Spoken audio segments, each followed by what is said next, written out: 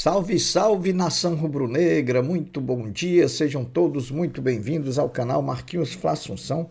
Nós estamos chegando na manhã dessa segunda-feira para trazer as últimas informações e as principais notícias do rubro-negro mais querido do Brasil e do mundo, o Clube de Regatas do Flamengo. Inicialmente, eu pediria a você que não é inscrito no canal que você fizesse a sua inscrição. A sua inscrição é muito importante para o crescimento do nosso trabalho, que também você ative o sininho das notificações para que o YouTube possa notificá-lo de tudo que estiver acontecendo de novidade no canal, que você deixe o like e que você também compartilhe os conteúdos nas suas redes sociais. Dito isso, vamos às notícias do Mengão. O primeiro jogo do Flamengo após a eliminação da Libertadores foi de reação da nação rubro-negra. Ontem, domingo, no Maracanã, antes mesmo da bola rolar, no 1-1 contra o São Paulo, pelo Brasileirão, o público presente no Maracanã vaiou o técnico Jorge Sampaoli, o elenco e também a diretoria rubro-negra. Houveram gritos de time sem vergonha, né? Muito merecido pela postura que todos têm tido sem livrar a cara de ninguém. Diretoria, comissão técnica e jogadores não respeitando a grande nação rubro-negra. Teremos agora uma pequena análise do que foi o empate de ontem no Maracanã entre Flamengo e São Paulo, 1-1, jogo da 19ª rodada do Campeonato Brasileiro, portanto, a última rodada do turno. Flamengo e São Paulo jogaram para um grande público presente à tarde no Maracanã. O público pagante foi de 58.902 e o público presente de 51.484, quer dizer, quase 7 mil pessoas deixaram de ir ao estádio ontem. A renda somou 5 milhões, R$1.000 e R$35, né?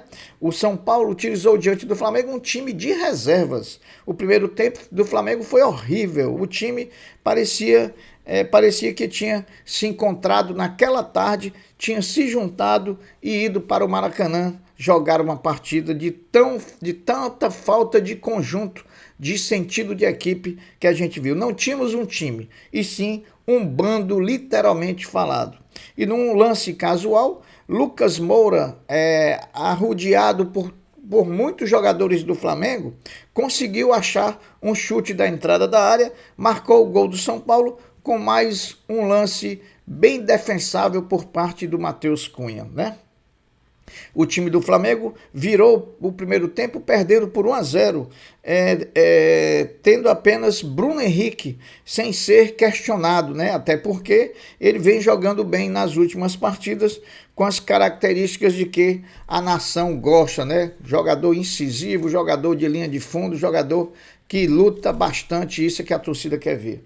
Veio o segundo tempo e a surpresa foram as saídas de Arrascaeta e de Thiago Maia logo no intervalo para as entradas de Everton Ribeiro e também de Gerson. O time melhorou. Melhorou, mas não foi essa coisa toda, né? São Paulo se fechou, baixou suas linhas e esperou o Flamengo em seu campo, tornando a partir no jogo de ataque contra a defesa, um ataque muito desordenado e o São Paulo abdicando de jogar no ataque. O Flamengo tinha a bola, porém não era uma posse de bola objetiva e nem consciente. Era sim mais vontade e mais tentativa, que deu certo quando no final do jogo, já nos descontos, Luiz Araújo em jogada individual sofreu um pênalti cometido pelo jogador Michel Araújo, um pênalti infantil, na minha opinião, que foi batido e convertido pelo centroavante Pedro, decretando o empate e os números finais da partida. O empate premiou e castigou quem não devia. Premiou o Flamengo, que não merecia o resultado do empate, e também castigou o São Paulo, que foi melhor o tempo todo durante a partida diante do Flamengo. Ponto muito importante do ponto de vista técnico e como resultado de campeonato, né? Mas mesmo assim, os destaques da partida foram 2 das 3 contratações que chegaram ao Flamengo nessa janela de julho. Alan e Luiz Araújo se houveram muito bem, sendo os destaques da partida. O São Paulo manteve o tabu de ainda não ter vencido atuando como visitante no Campeonato Brasileiro. Ao todo, o São Paulo já jogou 8 jogos como visitante, empatou 4 e perdeu também 4. O Flamengo se reapresenta hoje, uma informação que não está confirmada, mas como o jogo o jogo contra o Grêmio pela Copa do Brasil é na quarta-feira, dificilmente vai se dar folga hoje no CT. Eu acho que eles se apresentam hoje no CT para iniciar assim a preparação para enfrentar o Grêmio na quarta-feira, jogo que vale vaga na final da Copa do Brasil. Bom, meus amigos, antes do início da partida de ontem, o Flamengo informou que o zagueiro Davi Luiz estaria de fora da partida contra o São Paulo por ter uma lesão de desconforto no músculo adutor esquerdo. Aí eu pergunto, será que o Davi Luiz arregou? Não é de hoje que o zagueiro, em momentos de crise, fica fora, né? Vamos ver se ele vai estar disponível para o jogo para o Grêmio. Aí a gente tira maiores conclusões. Mas causou muita estranheza, de repente, essa impossibilidade do Davi Luiz jogar contra o São Paulo. O Flamengo volta ao campo na próxima quarta-feira, às 21h30, no Maracanã, contra o Grêmio. Partida de volta das semifinais da Copa do Brasil. Lembrando que o Flamengo venceu a primeira partida por 2-0 e a atuação contra o São Paulo acendeu um alerta na torcida rubro-negra e deixou em dúvida se essa grande vantagem que o Flamengo adquiriu jogando lá em Porto Alegre será suficiente para garantir a nossa classificação para a final. A partida vai ser transmitida para todo o Brasil pela Rede Globo de televisão em TV aberta. Pelo Brasileiro, meus amigos, o Flamengo estreia no retorno do campeonato, da competição, jogando contra o Curitiba no próximo domingo, às 16 horas contra o Curitiba, jogo que também deve ser de TV aberta pela Globo. O empate diante do São Paulo pode fazer o Flamengo, ao final da 18ª rodada, já que ainda vão ter 2 jogos hoje e amanhã pela rodada, ele pode fazer o Flamengo ficar fora do G4. Basta que Bragantino e Palmeiras, que jogam hoje e amanhã, vençam seus jogos contra Vasco e também contra Cruzeiro, respectivamente. Segue sobre a partida contra o Grêmio pela Copa do Brasil. Tem nos causado muita estranheza o não uso nem de Varela e nem de Mateuzinho pelo treinador Jorge Sampaoli, até porque, meus amigos, o Flamengo contra o Grêmio não vai poder contar com o lateral direito Wesley, que está suspenso pelo 3º cartão amarelo. E a gente não vê o Sampaoli testar nem o Mateuzinho nem o Varela. O que me parece é que o Sampaoli está mais perdido do que segue em tiroteio, né, meus amigos? Lembrando também que até o momento a CBF não definiu a equipe de arbitragem que vai comandar Flamengo e Grêmio. A gente entende que pode ser que hoje à tarde saia essa confirmação. O Sub-20 do Flamengo, que no sábado venceu o Santos por 3-1, garantindo vaga na grande final do Brasileiro da categoria, agora espera o classificado entre Corinthians e Palmeiras, que jogam amanhã, terça-feira. No primeiro jogo entre as duas equipes, o Palmeiras venceu por 5-1 o Corinthians. Muito difícil que o Palmeiras não seja o adversário do Flamengo na grande final do Brasileiro Sub-20. Gabriel Barbosa, o Gabigol, não vive sua melhor fase com a camisa do Flamengo. O atacante lidera a estatística das grandes chances perdidas até a 18ª rodada do Brasileirão. Até então, são 11 oportunidades desperdiçadas pelo centroavante Gabriel Barbosa do Flamengo. Marcos Braz, em entrevista na Zona Mista, após o jogo contra o São Paulo, negou que esteja havendo problemas de relacionamento entre Sampaoli e o elenco rubro-negro. Porém, o que transparece de dentro do campo para todos nós é o contrário, que há sim esse problema de relacionamento.